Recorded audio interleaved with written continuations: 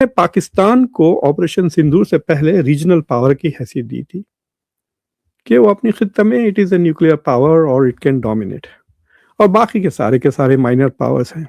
तो मेरा ये असेसमेंट था कि ऑपरेशन सिंदूर से पहले भारत ऊपर से सेकंड स्पॉट पे है ग्लोबल पावर, और पाकिस्तान नीचे से सेकंड स्पॉट पर है रीजनल पावर।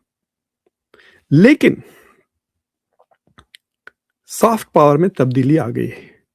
अब Pakistan is now influential not just south Asia but अब मिडल ईस्ट में भी। पाकिस्तान की अब फौजें हैं, 13,000 फौजें तैनात हैं सऊदी अरब में। पाकिस्तान की अब air force is operating out of Saudi Arabia. Qatar से नेगोशिएशंस हो रहे हैं। कतर के बाद आप देखेंगे कि पाकिस्तान के पास तो बेसेस ही बेसेस हो जाएंगे, सऊदी अरब में बेस, कतर में base. So they have gone from being a regional power, वो मिडिल पावर के ऐसा बन रहे हैं। भारत और पाकिस्तान के बीच में जो बैलेंस ऑफ पावर है, क्या वो शिफ्ट हो रहा है और क्या वो पाकिस्तान के फेवर में शिफ्ट हो रहा है, ये टॉपिक पे मैं आपसे बात करूंगा। और आज पिछले 24 घंटों में आपने देखा होगा कि पाकिस्तान ने भी नए नए मिसाइल टेस्ट किए। क्या मेरे ख्याल से फतह 2 है जिसकी रेंज 400 किलोमीटर है। वो शायद स्पेसिफिकली शायद वो S-400 को टारगेट करने के लिए बनाए गए। भारत ने अभी अनाउंस किया कि एक वो शायद और 2 S-400 जो एंटी एयरक्राफ्ट मिसाइल्स है वो खरीद रहे हैं रशिया से। उसके अलावा भारत ने एक बहुत ही ज़बरदस्त मिसाइल टेस्ट की, इंटर बैलिस्टिक मिसाइल कह सकते हैं आप, जो इंटर कॉन्टिनेंटल बैलिस्टिक मिसाइल जो सबमरीन से फायर किया जा सकता है। तो इंडिया अपनी ट्रायड कंप्लीट कर रहा है। ट्रायड से मतलब ये होता है कि वो हवा से भी न्यूक्लियर अटैक कर सकता है, ज़मीन से भी न्यूक्लियर अटैक कर सकता है, और अब पानी पे से भी। जिसका मतलब इट्स अ हाइपोथेटिकल सिचुएशन कि अगर आपका मुल्क खुदा ना करे 1000 बार, अगर आपका मुल्क पूरी तरह से तबाह भी हो जाता है, मतलब आपकी मिलिट्री इंस्टॉलेशंस वगैरह जो ज़मीन पर है, और आपकी पूरी एयरफोर्स भी तबाह हो जाती है, तो आपके पास थर्ड स्ट्राइक का ऑप्शन होता है कि आप सबमरीन कहीं छुपी हुई हो, वहां से आप न्यूक्लियर मिसाइल अपने दुश्मन पे मार सकते हैं। तो India has sort of completed this triad. तो from that point of view it's an important. मुल्क का जो है सो अलायंसेस क्या है, ये था। जैसा कि अब पाकिस्तान ने सऊदी अरेबिया के साथ एक डिफेंस अलायंस बना लिया, खतर के साथ नेगोशिएशंस हो रहे हैं, तो पाकिस्तान का जो डिफेंस अलायंसेस बन रहे हैं, इसको भी वो एक source of soft power.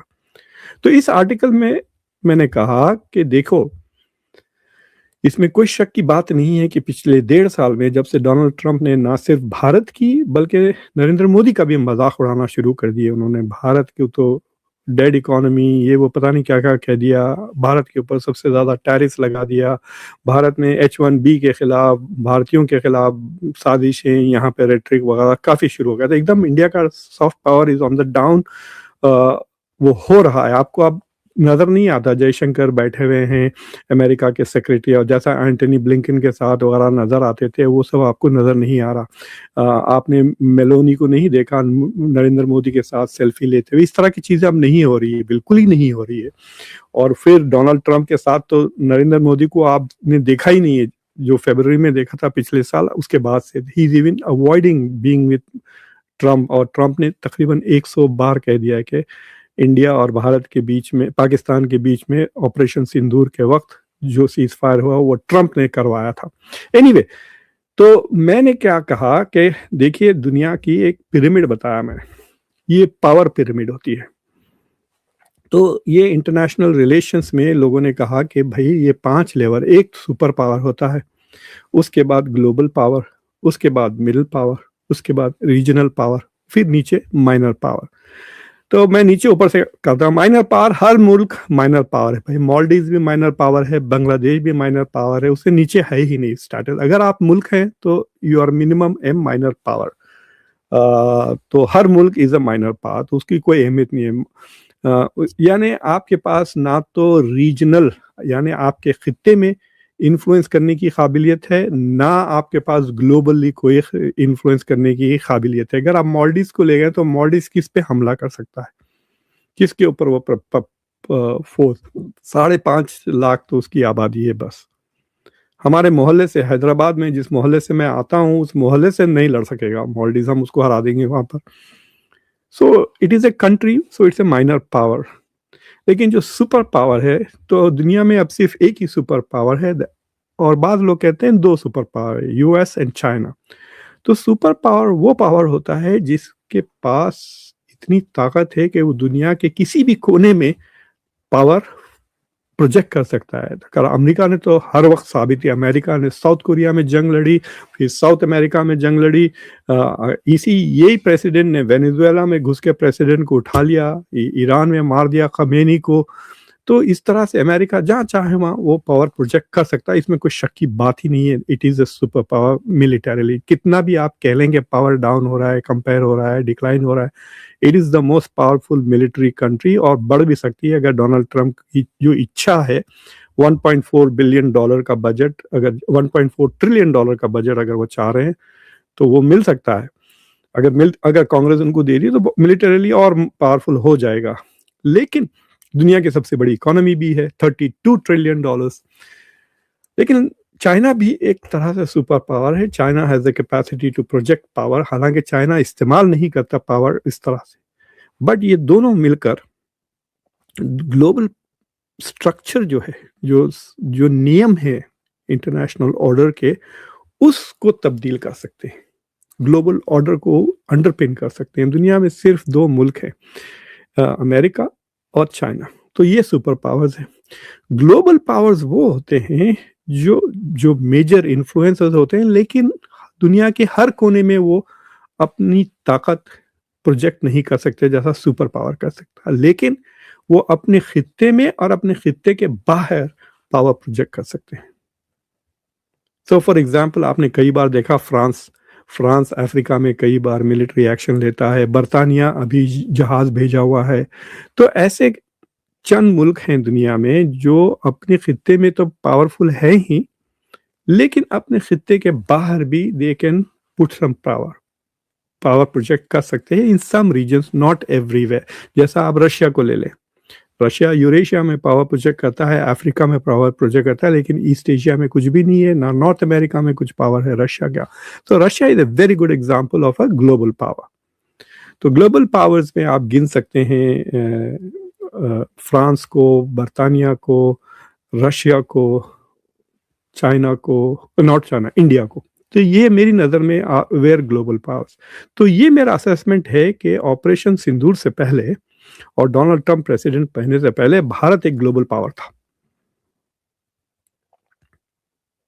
Middle powers वो होते हैं जो अपने खित्ते में ही प्रोजेक्ट कर सकते, खित्ते में थोड़ा प्रोजेक्ट कर सकते हैं, लेकिन किसी के साथ अलायंसेस बनाकर वो किसी एक दो इश्यूज पर ग्लोबल इम्पैक्ट रख सकते हैं। अब मिसाल के तौर पे आप ऑस्ट्रेलिया को ले लें या कनाडा को ले लें, दीज आर मिडिल पावर्स कि इनके पास इकोनॉमिक पावर भी है। सऊदी अरेबिया को ले लें, ये मिडिल पावर है, तो अपने रीजन में तो ये है ही, लेकिन इनका थोड़ा फर्क, जैसा सऊदी अरेबिया गल्फ में भी इन्फ्लुएंस है, लेकिन उसकी इकोनॉमी की वजह से वो साउथ एशिया में भी, थोड़ा बहुत यूरोप में भी, नॉर्थ अमेरिका में भी अपना प्रोजेक्ट पावर कर सकता है। तो ये मिडिल पावर्स हैं। जो रीजनल पावर्स हैं, बस वो अपने रीजन तक महसूस है, अपने ही खत्ते में वो थोड़ी बहुत दादागिरी कर ले सकते हैं, यानी मोहल्ले की हद तक उनकी दादागिरी, शहर में वो जाके कुछ नहीं कर सकते। तो रीजनल पावर्स है।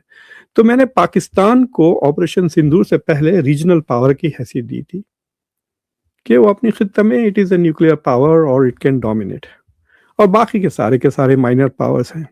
तो मेरा ये असेसमेंट था कि ऑपरेशन सिंदूर से पहले भारत ऊपर से सेकंड स्पॉट पे है ग्लोबल पावर, और पाकिस्तान नीचे से सेकंड स्पॉट पर है रीजनल पावर।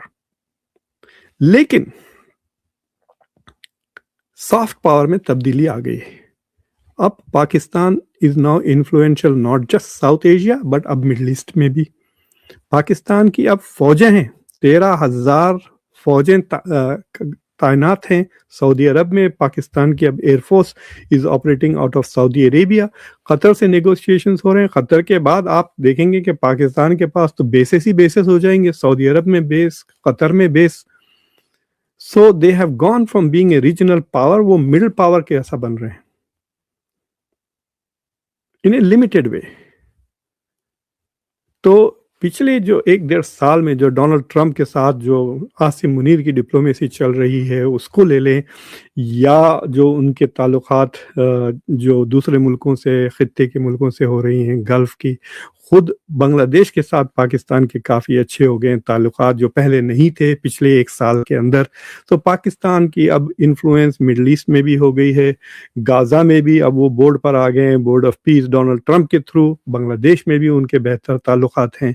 तो यू सी सडनली सी कि पाकिस्तान, उसकी इकोनॉमी में कोई तब्दीली नहीं आई, वही पुरानी बातें, अभी भी वो लोन ले रहा है, अभी भी $5 बिलियन का लोन कतर से सऊदी अरेबिया में लिया है। तो मेरी ये आर्टिकल में जो जो लिखा है, मैंने उसमें ये बहस की है कि ऐसा लग रहा है कि भारत का सॉफ्ट पावर कम हो गया है, पाकिस्तान का सॉफ्ट पावर बढ़ गया है, इसलिए इंडिया नंबर 2 ग्लोबल पावर से नीचे जाके मिडिल पावर के स्टेटस पे आके it is now in the same range